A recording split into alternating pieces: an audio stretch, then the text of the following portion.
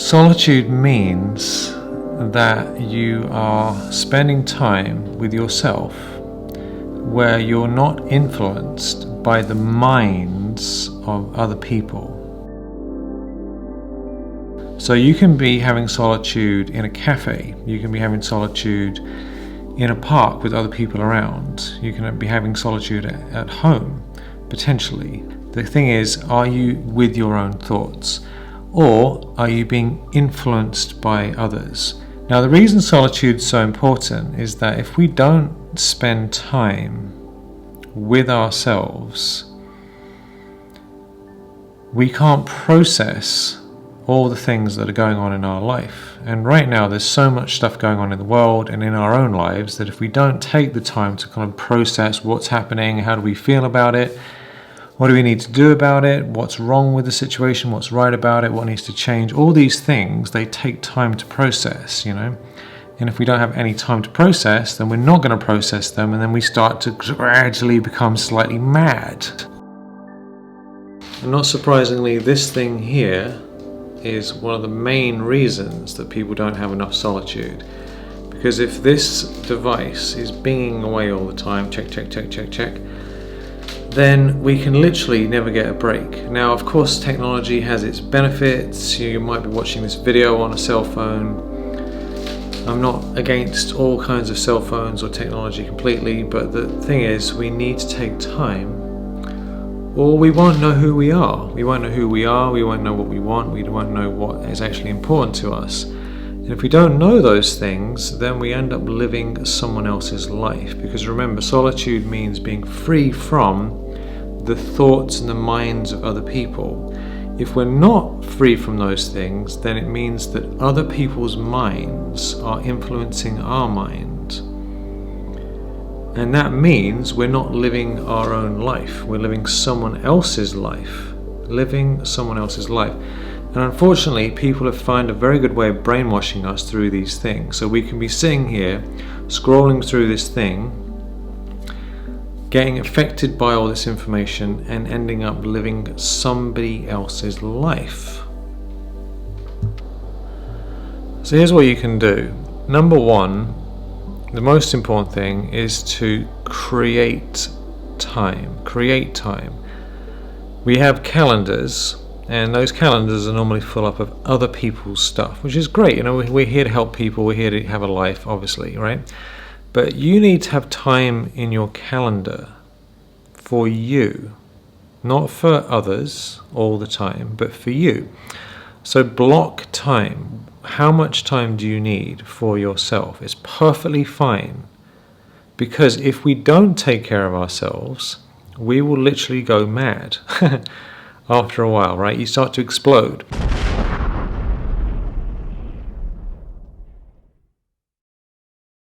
So consider it as a health benefit. Taking solitude to strengthen yourself, to look after yourself, to nourish yourself, to spend time in nature, or to spend time reading, or to spend time, running, or doing exercise, or reading a book, or reading magazines, or whatever it is, right? Everyone likes different things. That time is as important, perhaps more important than anything else. I remember a story from the Dalai Lama, who said that if he's busy, he normally has 20 minutes meditation. If he's really, really busy, he has 2 hours meditation. Now, that's kind of funny, but I'm sure he's kind of one of those Buddhist things. It's a bit, but I'm sure he actually does this as well, because the more busy we are, the more time we need for ourselves to remain focused and clear. So number one, schedule your time. Put it in your calendar if you need to. Block it off.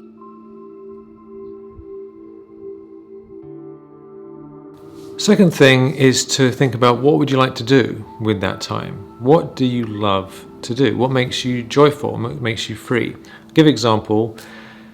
I like to just sit and do nothing. Meditation is part of that.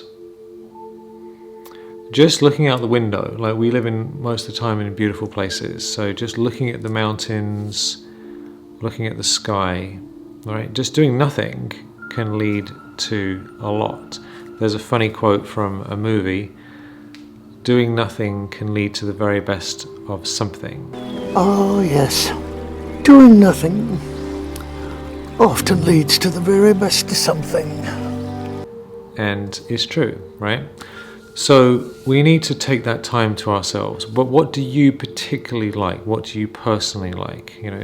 Write it down, think about these things, because the more you know, the more you can do those things. Just because someone else doesn't like it doesn't mean you can't do it. Joseph Campbell said, follow your bliss. Follow your bliss. I came to this idea of bliss because in Sanskrit, which is the great spiritual language of the world, and they know all about it and have known about it for a long time.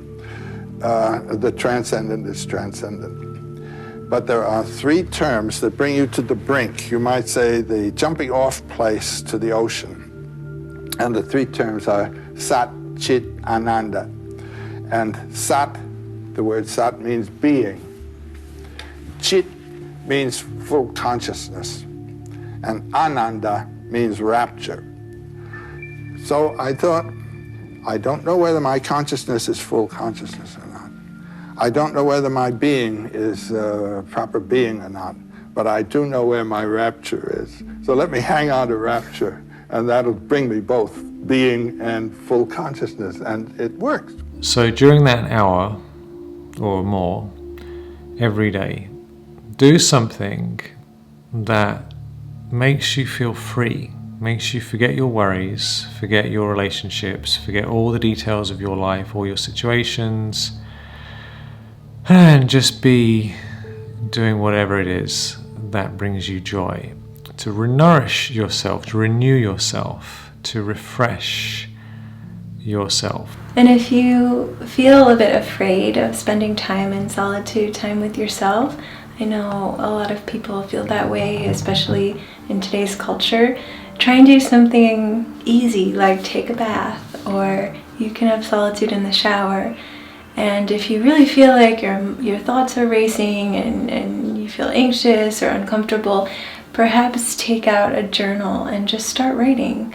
Often writing can be really healing and just allow us to move through any energy and resistance we initially have to spending time in solitude. So do something that works for you. Start easy, start slow if you feel a bit worried about it, and you will reap the benefits the more you take the time. Sometimes one of the best things to do is just take a nap, just to lie down and have a rest, right? A lot of people don't get enough sleep, so if you feel tired, take a nap. 20-minute nap does the trick, it really does. So sometimes just lying down in bed, thinking about things, just going to sleep really makes a huge difference. And of course, guided meditations are great. On Insight Timer, we have hundreds of meditations you can listen to.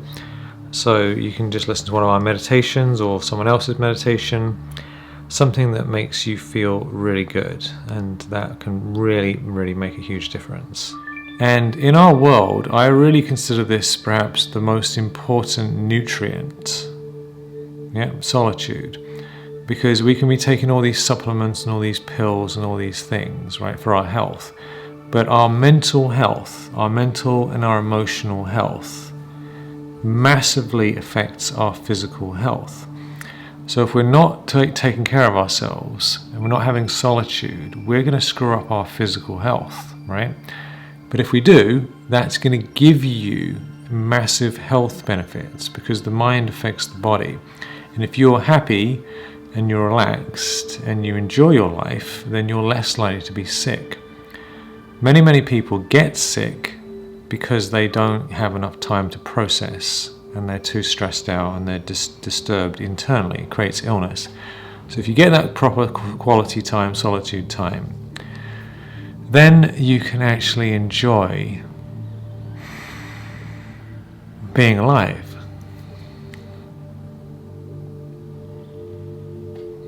And you're less likely to get sick, less likely to have problems. And end of the day, I always come back to this. End of the day, why are we here in this world anyway? What are we doing here? Why are we here? Are we here to be stressed out, running around, causing trouble? Or are we here to enjoy being alive? Is that what we're here for? I'd like to think we're here to enjoy being alive. That's the purpose of our life. And that's only going to actually happen if we enjoy being alive, if we take time to enjoy being alive, and we actually do enjoy being alive. So that all begins by figuring out what do you love and making time, creating time to do it. What if you feel guilty? What if you feel you don't deserve to spend time with yourself? It's quite common. A lot of people will guilt trip you if you try and take time off. So, oh, why aren't you working? Why aren't you working? Well, we need time. We need time. So you just have to block it off in your calendar. Pretend you have an appointment with someone else. You know, it's an appointment with yourself. It's just as important, more important than an appointment with anyone else. So remember that actually looking after yourself means you can look after others. If you don't look after yourself, you're going to need other people to look after you, because you're going to end up in a bit of a mess, right? The reason people are so distressed, one of the big reasons, is they don't get enough peace of mind, they don't get enough solitude. So instead of thinking that it's selfish to look after yourself, think that it's completely crucial and essential for your sanity and your well-being and your ability to help others. So any worries that you're being selfish, just let it go. Enjoy being with yourself. Find out what a wonderful, lovely being you actually are. And then you can give blessings and love to other beings, other people in your life. Make your own life better and make the lives of others better as well. So hopefully this is helpful. Much love. Many blessings.